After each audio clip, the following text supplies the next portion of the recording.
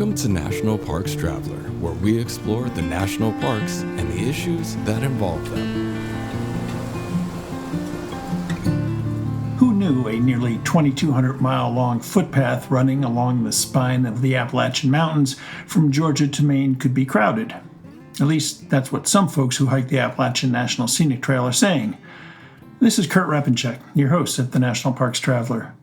The thought of the AT being crowded can be a hard concept to accept, until you realize that some 3 million people, or more, hike some part of the AT, even if it's only 5 miles, each year. That's according to the Appalachian Trail Conservancy. The Conservancy, which is headquartered in Harpers Ferry, West Virginia, is tasked with overseeing management and conservation of the AT. Part of the goal is to keep the trail primitive. But with millions of folks hiking some portions of the trail each year, is that possible? Our guest today is Morgan Sommerville, the Conservancy's Director of Visitor Use Management. We'll be back in a minute with Morgan to talk about the trail in general and whether it's crowded.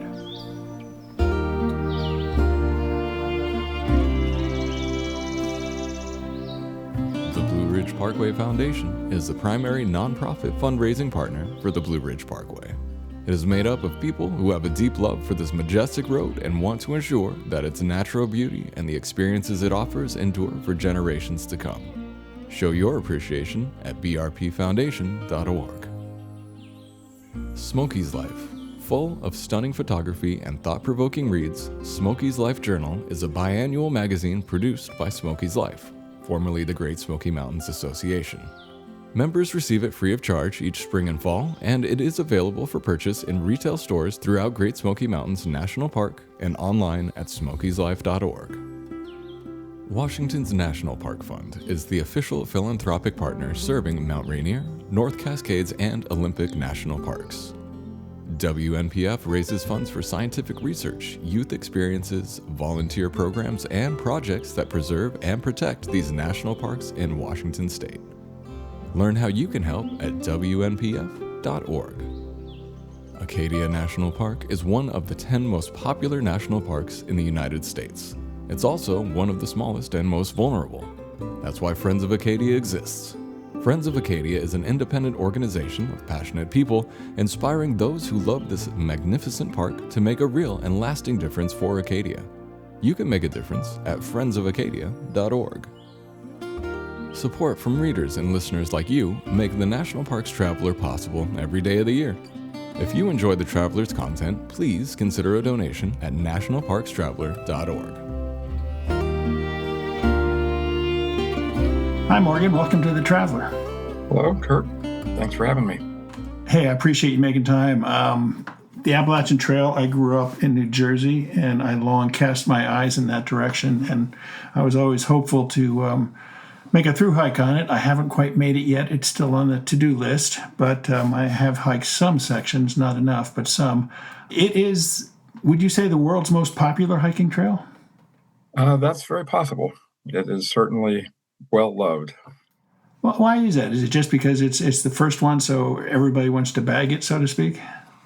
Well, it's probably the most famous, and it also runs up the Atlantic seaboard, or the Appalachians, where it's nestled between lots of the population of the United States, and so it's pretty easy to get to. And it also has numerous entry points, so it's a great resource for many people. It's an incredible resource. I guess millions of people hike it every year. Is that correct? Some part of the trail? We currently estimate 3 to 4 million people a year. I think that's a low number, but it's we're working on figuring that out. That's an incredible number when you realize that the trail is just barely 2,200 miles long, and to squeeze that many people on that few miles of trail, so to speak, in perspective. And I guess most of them, they're not through hikers. They just want to go out for a walk in the park, so to speak. Yeah, no, we get a small percentage of the people who hike on the Appalachian Trail are through hikers. There's several thousand a year who attempt a through hike, and of course that's I don't know what percentage that is of 3 or 4 million, but what does that come out to? A few percent.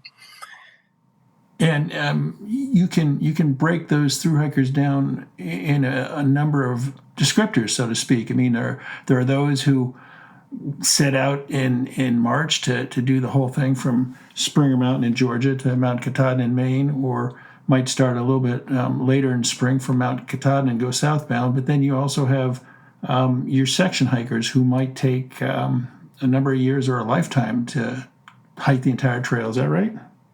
That's correct. And there's also what we call flip-floppers who start at anywhere along the trail and hike one way and or even do it and jump around. But the most common method is to start, say, in Harper's Ferry and hike north to Katahdin, and then go back to Harper's Ferry and hike south to Springer. But there's lots of ways of doing it, and some people are set out on a through hike and decide very quickly that it's not what they were looking for and get off the trail, often just within the first 30 miles. And then there are those who might go a very, very long distance, like myself. I did most of a through hike in 1977, did about 300 miles of the trail for a variety of reasons. And then it took me until 2000 to finish it off. Wow. So were you inspired by Bill Bryson's book, A Walk in the Woods? That preceded Bill Bryson by quite a ways. His book was in the mid-'90s, and I was actually inspired by a boyhood friend of mine from New Jersey that through hiked a few years before that. Do you know the percentage of hikers who take to the trail? I mean, what do more go northbound? Well, I think more go northbound than southbound, but looking at those who try to hike the entire 2,198 miles, are most of them going northbound, or most of them going southbound, or are most of them section hikers? Can you say?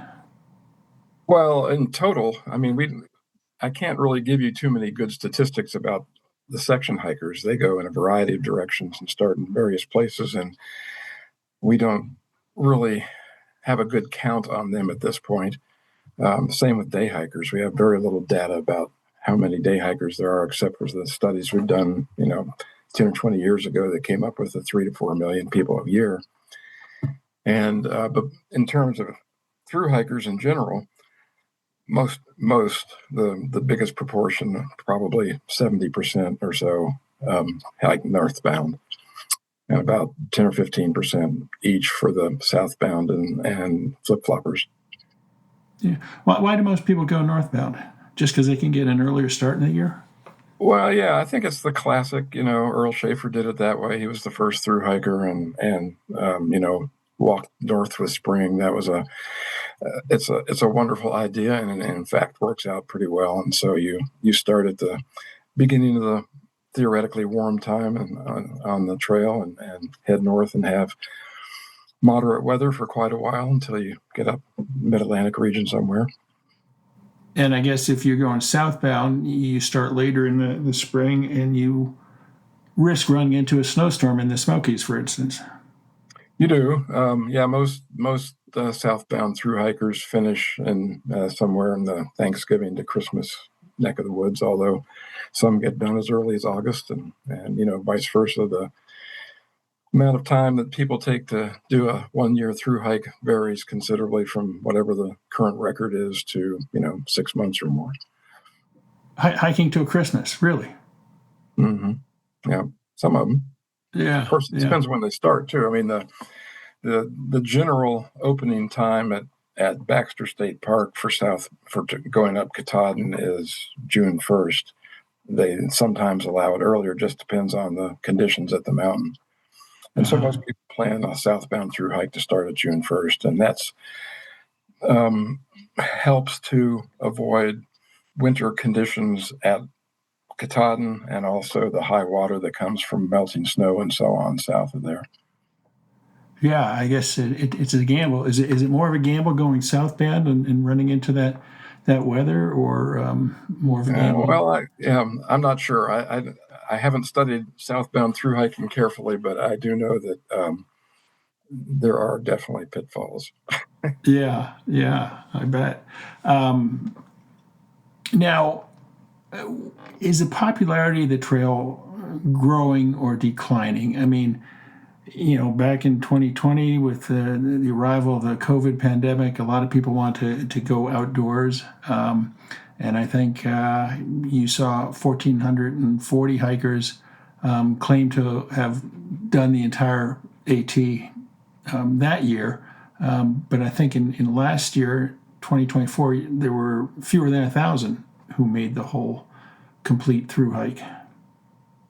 Well, yes, popularity is going up. Again, we don't have great statistics yet on total numbers of use by year.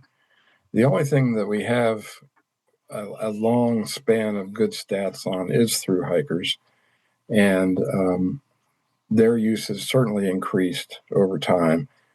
They hit a peak and I think it was 1996 or 7, right after the book A Walk in the Woods came out, and then dropped off from there down to 2007, and then since then it's gone up. It went up about 10% a year up through 2016, 17, 18, somewhere in there, and it's leveled off a little bit now. But we are at record levels of through hiker starts. At least we now have pretty good, really good records of people who do through hikes, because we started a website called atcamp.org that allows them to see how many other people are starting on a specific date of a through hike. And the idea behind that was entirely to try to prevent too many people in one place at one time.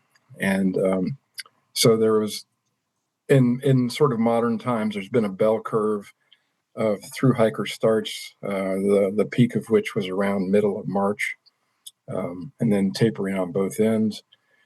AT Camp has helped spread out the bell curve and lower it, but at the same time, we've had increasing numbers of through hikers. So it's kind of it's not a wash, but there's still lots of people starting in the middle of March. I mean, if you look at atcamp.org, the thing we did was produce charts that are up to date as soon as somebody registers to show you that, and you can pick a date and look at it and see what the bell curve looks like there, or at the Baxter State Park area as well. And I think the other one is at Harper's Ferry. Yeah. Do you know what the average through hiker profile is? Young, old, male, female? I can find that for you, but right offhand, I think it's generally kind of split into immediately post-college age, like 20s, and then retirees. So I'm right in the sweet spot of retirees. If I could just retire. Earl Schaefer and a few other people have hiked it in their 80s. Really? Yeah. Well, I've got plenty of time then. That's good to know. What about diversity? Are you seeing a lot of diversity among the hikers on the trails? Diversity is increasing. I wouldn't say a lot. We do have a fair number of international hikers, although some of them are having problems getting into the country this year. I've heard that.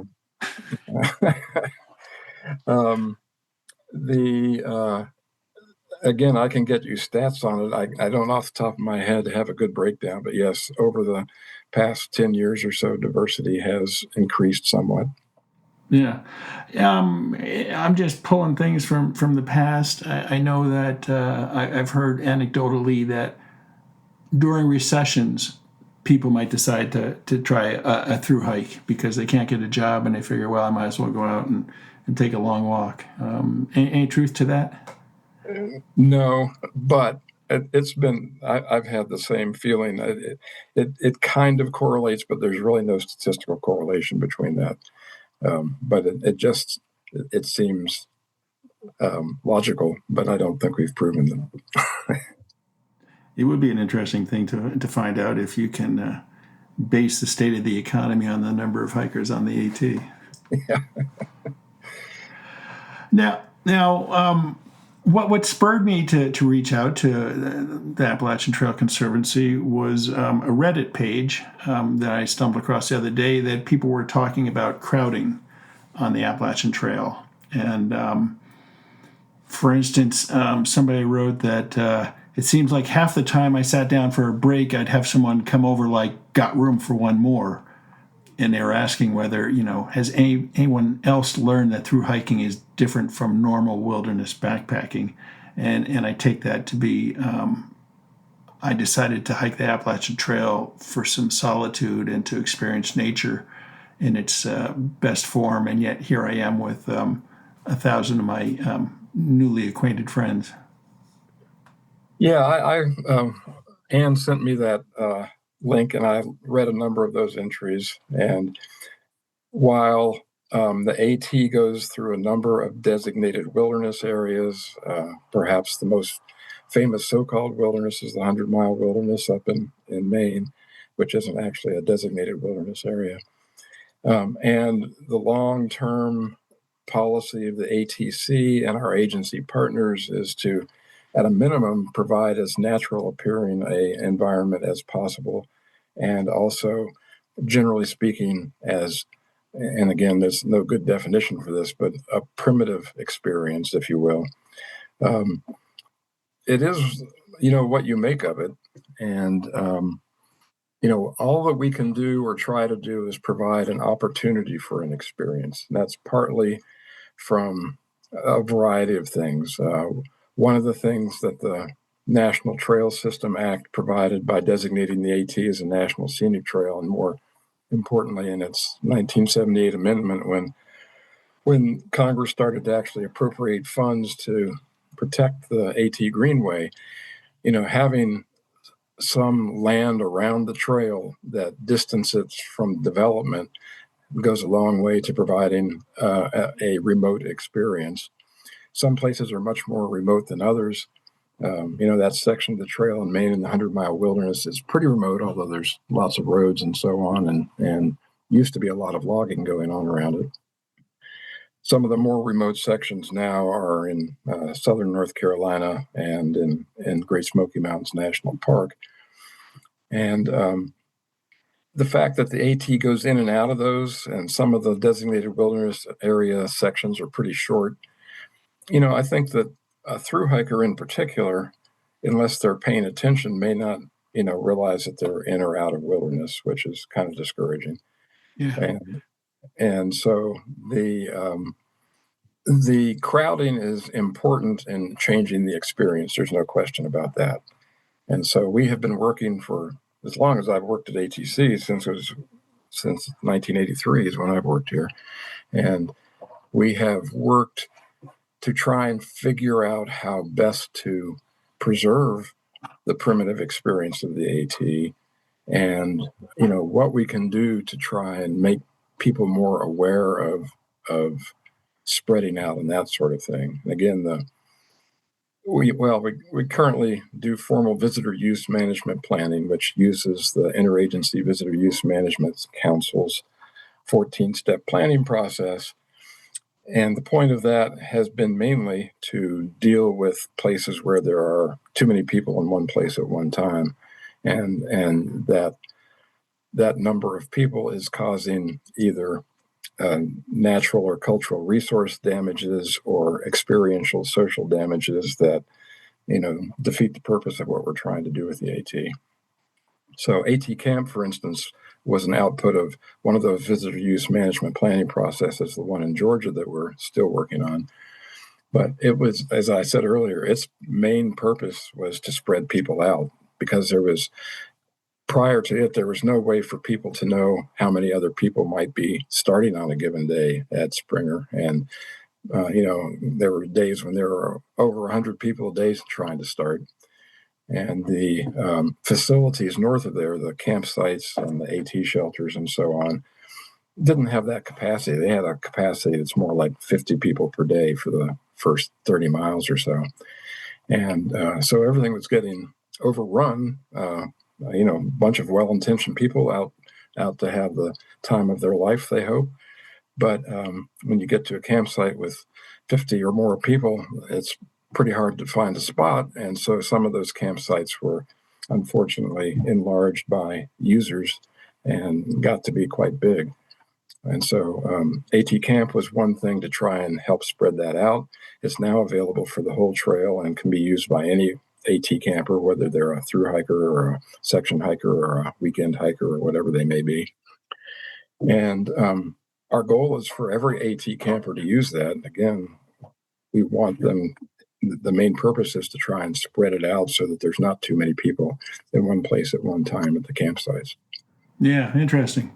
In reading that Reddit thread, some people volunteered that the solution to dealing with crowds is to go southbound rather than northbound, and I'm just trying to understand the rationale behind that, because even if you're hiking southbound, you're going to run into all those people coming northbound, right? Right. It happens. Again, they're spread out by the time you're going to run into them as a southbound hiker, but you'll still go through them relatively quickly. I had said earlier that we've been working on this for many years, and one of the things we used to do in the committees that dealt with this kind of stuff at the Appalachian Trail Conservancy, and those committees were made up of local AT volunteers, ATC staff, our agency partners, and so on. So it's generally great discussions of how to deal with things, but it's a real difficult nut to crack, if you will. And one of the things we used to do was assign reading of a couple of books by Guy Waterman, and I think his wife was probably associated with those too, called Wilderness Ethics and Backcountry Ethics. And they were very interesting, but essentially what Mr. Waterman said was that you can, in the backcountry, you can have solitude anywhere at any time if you get off the trail, or if you hike at an unpopular time, like in a storm, at night, in the winter, et cetera, et cetera.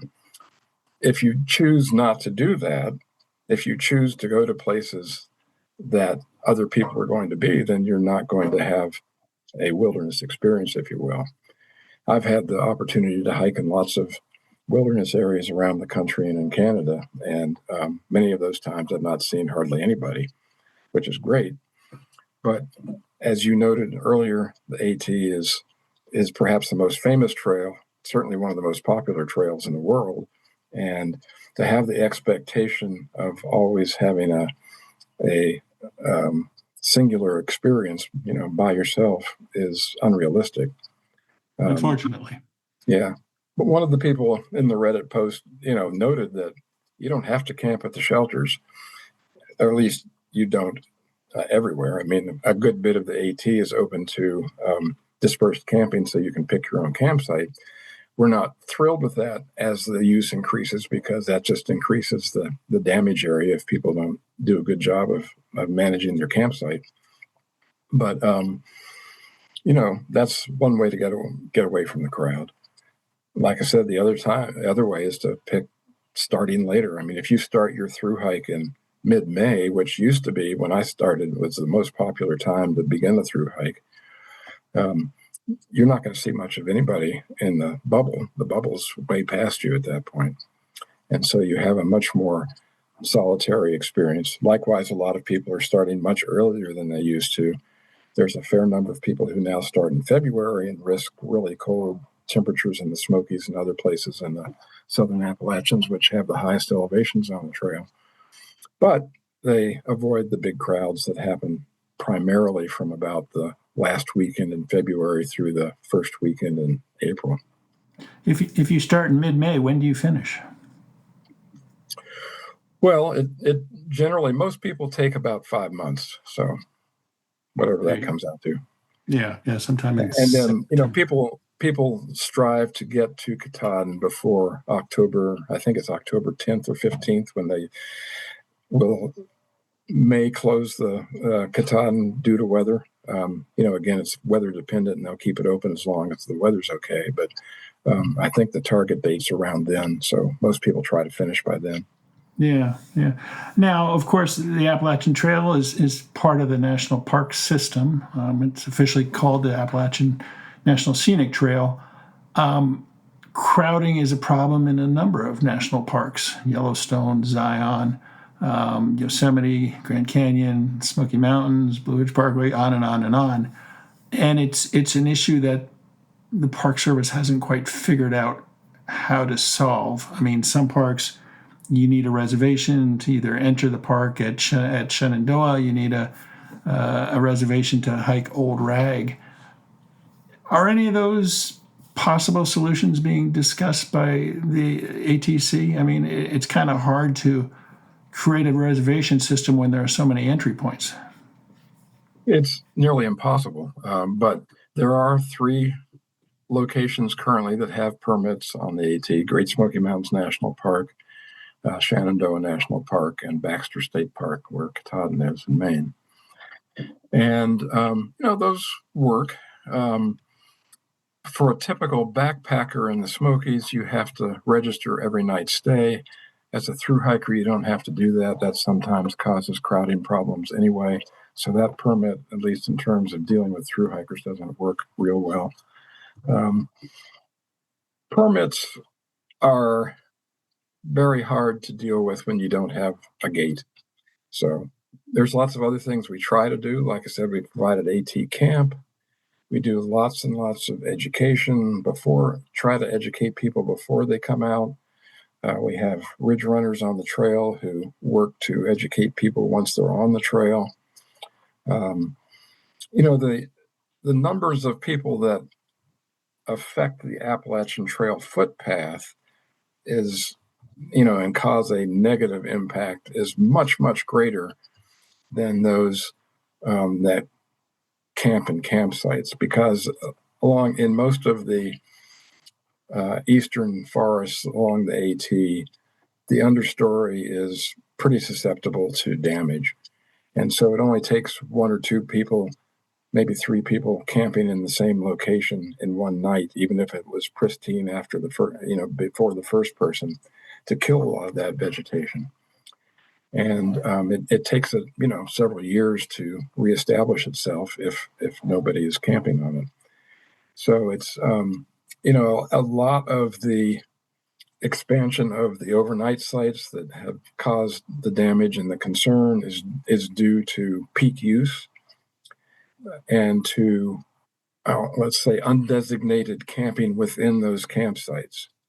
So in the campsites where the tent pads are clearly delineated, the expansion is less, if at all, than it is at campsites where there isn't that kind of a designation within a campsite. So we have started a new program called our Sustainable Overnight Site Program to evaluate every campsite along the AT, including all the user-created sites, which far outnumber the number of designated sites, and evaluate each one, provide the data to local AT managers who can then decide whether each site should stay or go. If it's going to go, there needs to be a good alternative to replace it. And then as we build new sustainable campsites, and those are ones that we would say are far enough away from water, like at least 200 feet away from water. Ideally, they're out of sight of the AT, and ideally they are resistant to expansion by well-intentioned but users that pick a site that isn't appropriate. And so we started doing that over the last 25 years. We've been working with recreation ecologists who have evaluated things all over the world, really, and have some great ideas about how to contain impacts. And so we're working on that. A lot of the AT is 100 years old, and a lot of the campsites that were originally located were, in fact, user-created sites in classic locations like flat places near water. And often, flat places near water are too close to the water so that there's sedimentation problems. And also, those are often flat areas that are very non-resistant to user-created expansion. So the new sites we're selecting are built into the side of the hill in cut and fill spots or on tent platforms, that kind of thing. So when a camper shows up at the campsite, the only good place to pitch their tent is on one of the sites that's been picked. And those are designed to accommodate a reasonable a load, camper capacity. And so there's almost no user-created expansion of those sites. That's what we're shooting for. And we're in the process of doing a comprehensive campsite inventory of the whole AT last year and this year. I think we'll finish this year, but we'll see. And then we will have a benchmark at the end of the first century of the total camping impact area along the AT. And we'll be able to gauge as we go forward how much progress we're making with our sustainable overnight site program. Yeah. Visitor use can be a killer in fragile vegetated areas. I know a lot of campgrounds in the national park system seem to be overused and beaten into the ground, so to speak. I guess with 2,200 miles of trail, it's really not possible to say we're going to close this section for a couple of years to try and let it recover. Well, we can close individual sites or parts of sites. For instance, at the Hawk Mountain Shelter in Georgia, which is about 8 miles north of Springer, that was one of the biggest impact areas on the whole AT. It went from almost no impact to 4 acres of impact in its short lifespan being there. And so we focused on that in our visitor use management planning process in Georgia. And we built a new campsite featuring those types of side hill sites I was just talking about, 3/4 of a mile south. And then at the Hawk Mountain Shelter itself, we put up something I thought would be a complete failure, which was string lines, to mark off the area that we wanted to rehab and put, little signs on there, like 5x8 signs that said this area closed to regrowth. And it has worked remarkably well. And we did that in 2016, I guess, at the Hawk Mountain Shelter, and the string lines survive to this day. I think they get renewed once a year, but the area has diminished from 4 acres to about, half to 3/4 of an acre impact area. And likewise, a similar thing happened at Annapolis Rocks, another huge campsite along the AT in Maryland. And the same kind of process was applied to that. And the, I can't remember the exact percentage, but it diminished by 70% in impact area or something like that. Just huge decreases in the impact area by providing comfortable, clearly delineated places to pitch your tent. Yeah, interesting. Of course, we had Hurricane Helene last fall, and it did quite a bit of damage on the southern reach of the AT. I believe most of that has reopened. Is that correct? Yeah, all but I think it's about a 5-mile section near Iron Mountain Gap, which is near Erwin, Tennessee. Yeah. Obviously, the amount of trees that came down, they're not cutting them and hauling them out, are they? They're stacking them. Actually, the section that's closed is closed for a salvage logging sale. It happens to coincide with a section of road, 2 Forest Service roads that are adjacent to the AT in very close proximity, so it was feasible to do salvage logging there. But it was a shocking amount of blowdowns, I guess because the AT is high on the ridge, and a lot of the east-facing ridges. I was living in Asheville last September during the hurricane, and my house is down at about 2,200 feet there, and all the east-facing ridges next to my house were flattened, even though they were down. And along the AT, they're from, I guess the worst damage is from Big Bald north up into Virginia. But it was just you couldn't even find the trail. There were so many blowdowns. Then that's all been reopened. Yes, the Carolina Mountain Club, Tennessee Eastman Hiking and Canoeing Club, and the Cherokee and Pisgah National Forest just worked very hard to try to get it open by through hiker season. Also, the Southern Appalachian Wilderness Stewards helped with that, and did a great job. They finished. I think the last piece that was scheduled to be opened, except for that short piece where the salvage sale is going on, got reopened in early April, I think, something like that. Did those blowdowns further complicate tent space? Yes, they did. They covered up many sites. Many user-created sites were, just completely eliminated, and several shelters were flattened, and the sites around them. I mean, the Cherry Gap shelter, the Tennessee Eastman Hiking Club, couldn't even find it for quite a while because it was so covered up. So, and they had a GPS location. It still couldn't find it. So yeah, it's changed the situation there. I think that I didn't hear too many problems being associated with that. I mean, most of the shelters survived in a reasonable fashion, and so it's just some singular areas that had the worst damage, like Cherry Gap was sort of the epicenter of one of them, and a few other places. But yeah, it changed the complexion, and then because those trees aren't going to be removed very far. I mean, they've cut through the blowdowns, and they keep falling. I was on a call yesterday with people talking about the fact that they clear a section of trail, and stuff keeps falling because it was a leaner or whatever. So it's going to be a long process, and then we're pretty worried about the potential for cataclysmic wildfire after it starts to dry out. There's not one thing; it's something else. Yeah. From time to time, I hear discussion. Let's extend the Appalachian Trail. Doesn't it go farther north from Mount Katahdin all the way up into Canada? Or the AT does not. The International Appalachian Trail does. And it continues now. It goes up through the Maritimes and crosses Iceland and comes down through Scotland and through Portugal, I think. And its southern or southeastern terminus is in the Atlas Mountains of North Africa.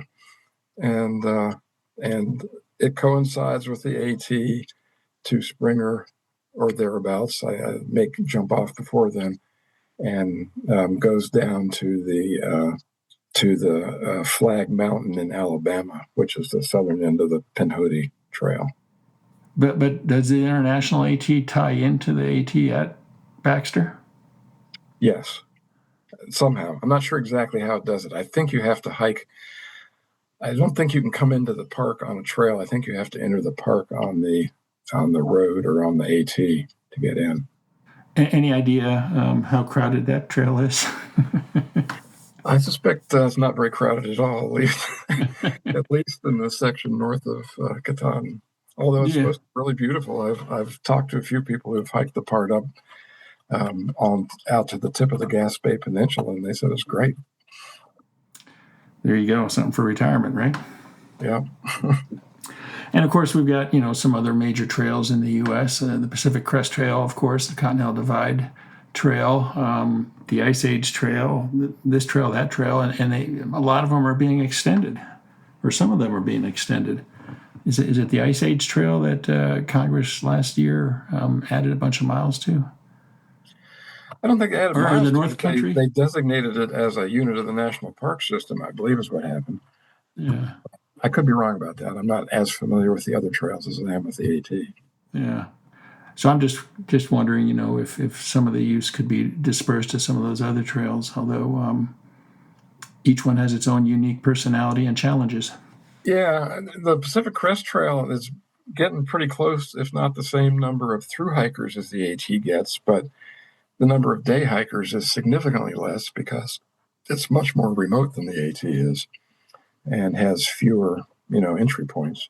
I suspect it has, for the same reasons, fewer section hikers as well, but I could be wrong about that.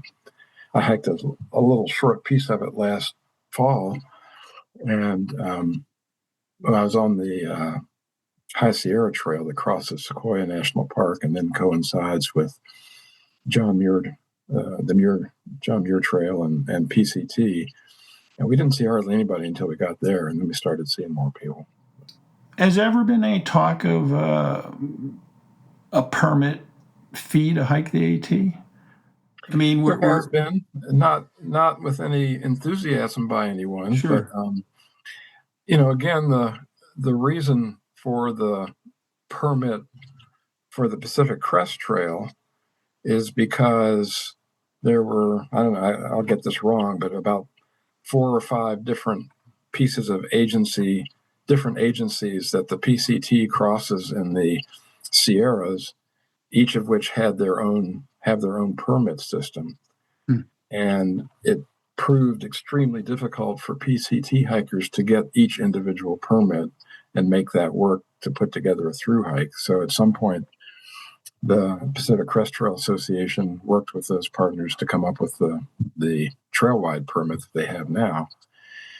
But again, the AT is not that remote, and it's a long way from Great Smoky Mountains National Park to Shenandoah National Park, where there are 2 permits, and the same even further from Shenandoah up to Baxter State Park. So it's not to say that it might not ever happen for some reason, but I don't know how we would possibly control it. Yeah, no, it'd probably have to be on a good faith basis, but certainly with what the administration is trying to do in terms of reducing the size of federal government and reducing government spending, park units across the country are already in need of more funding, and the Appalachian Trail and the Conservancy certainly could use more funding to manage and take care of the trail. Yeah. About 15 or 20 years ago, the Great Smoky Mountains National Park was frustrated with their permit system and offered ATC to run it. We declined. But I will say that AT Camp is actually modeled after the current registration system in the park, in Great Smoky Mountains National Park. Does the ATC have any donation program? I know obviously people can sign up to be members of the ATC, but I'm just wondering if is there a portal on your website where I'm going to section hike or even just spend a weekend hiking the AT in Shenandoah and I'd like to donate to the cause? Yeah, I think if you go to our website, there's pretty quickly a pop-up that comes up that asks for you to consider a donation. Let's just say that our number of 3 to 4 million people a year using the AT is correct. It would be wonderful if they would just donate $1 a piece. I've said that about the Traveler. Yeah, because it's the AT is primarily free to use. I can't remember whether there's a cost for the permit in Baxter, but in the Smokies, the through hiker permit is, I think, $20, or maybe it's $40 now. But those are the only fees on well, there may be one for Shenandoah National Park now too, but those are the only fees on the whole AT. It's essentially free to anyone to use. And it's, pretty expensive to operate. We like to call it a simple footpath, but boy, it ain't simple. People don't understand what ATC does. And, I used to hate this term, but we essentially facilitate the management of the Appalachian Trail. But, there's a lot that goes on. It is not simple management. And to expect it to be free is, it's an unrealistic expectation. So it would be great if people had a better understanding of. I wish people who came to the AT would have all read the AT comprehensive plan before they came, because it's a wonderful document. It was, begun by the National Park Service. Its main underpinning is a cooperative management system explanation, which, unlike in a normal national park, volunteers are, this is kind of a trite way of putting it, but are considered assets. On the Appalachian Trail, they aren't assets, they're full partners in management of the trail. And as Sandy Mara, I believe, said in your podcast with her recently, the 30 AT clubs along the trail and their volunteers. Each club is an independent organization. They're not chapters of the Appalachian Trail Conservancy. We can't tell them what to do, and by God, if we did, they'd resign. And so it's a complicated political system. It's a wonderful system. I mean, traditionally the partnership between the local AT clubs, our agency partners, which are very diverse, and the ATC has just, done amazing stuff to build and create a national park. I'd like to tell people I helped to build a national park from the ground up in every aspect, because I've done all kinds of stuff for ATC and beyond. And it's pretty amazing stuff, but hardly anybody knows about it. So I just wish that people would at least try to get a grip on how it works and understand how complicated it is, and that it's a very democratic system. We work pretty much by consensus on doing stuff along the trail. Yeah. But the other thing people don't realize, I guess that I probably should have mentioned but didn't, is that the AT Comprehensive Plan, each national forest plan, each national park general management plan, every state forest, every state park, et cetera, has a plan, some part of which deals with AT management. And we have things we have to do to manage the AT. And a lot of people don't realize that. And so, if we did everything that AT campers and hikers wanted us to do, we would not be doing what we're mandated to do. And we're mandated to keep the trail as simple, as natural, as primitive as possible. The current system of facilities along the trail is unfortunately an artifact from the fact that it's 100 years old, and there was no lightweight camping equipment when the trail started. No other national scenic trail has a series of 8 shelters along it like we do. And, if I were king of the Appalachian Trail, I'd get rid of all the shelters right now. Interesting. But personal responsibility is the key. Everybody needs to cat hole, do it properly. They need to do proper food storage, ideally with a bear canister. They need to bring their own shelter, be prepared to use it, because the AT shelters are often full these days, et cetera, et cetera. Yeah. And they need to be prepared to, it's called the People's Trail. They need to do their part to take care of the trail, not just use it. And I will say that over the past few years, I think we've seen a decrease in litter and that kind of stuff. And more people are using bear canisters. Fewer and fewer people are using shelters. They're camping in the vicinity of shelters.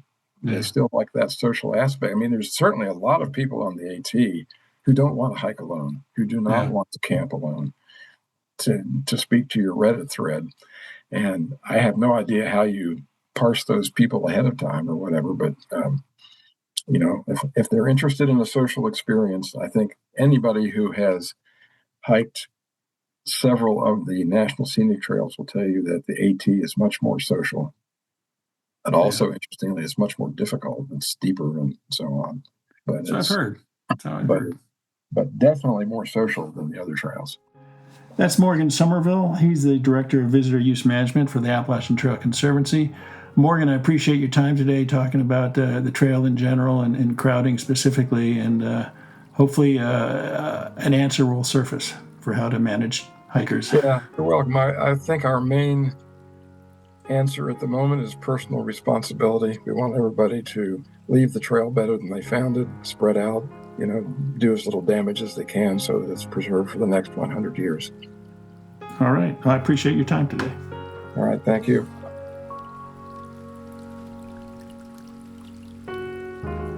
That's our show for this week. We hope you enjoyed it.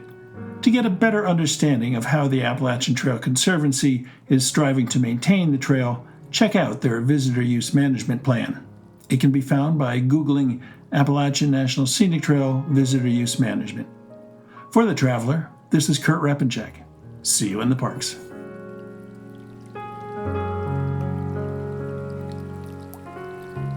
The composers and musicians at Orange Tree Productions have created a unique collection known as the National Park Series that has grown to include more than 30 CD titles.